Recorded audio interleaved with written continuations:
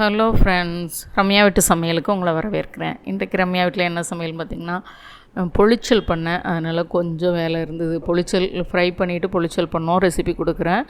அது கூட மோர், வழக்கமாக மோர், 2 வாவல் மீன் பொரித்தேன். அதில் ஒரு வாவல் மீனை பொரிச்சு மீனுக்கு வச்சுட்டேன், ஒரு வாவல் மீனை பொளிச்சல் பண்ணிட்டேன். 2 அட்டகாசமாக இருக்குது, சூப்பராக இருக்குது.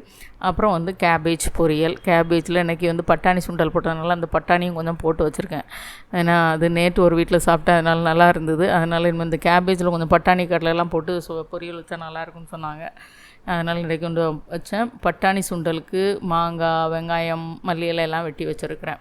மாங்காய் சூப்பர் மாங்காய். பட்டாணி சுண்டல் சாப்பிட்றாங்களா அல்லது சாதம் சாம்பார் வச்சுருக்கேன், அது கூட வச்சு பொளிச்சல் சாப்பிட்றாங்களான்னு தெரியாது. எல்லோரும் வீட்டில் இருக்கிறதுனால எல்லாம் செய்து வச்சுட்டேன். மத்தியானம் சாப்பிட்டது போக மீதியை நைட்டுக்கு எடுத்துக்க வேண்டியதான். எது இப்போ ரைஸ் இப்போ சாப்பிட்டாங்கன்னா சுண்டலில் நைட்டு சாப்பிடுவாங்க. பிடிச்சிருந்தா லைக் பண்ணுங்கள், ஷேர் பண்ணுங்கள், சப்ஸ்கிரைப் பண்ணுங்கள். பாய்.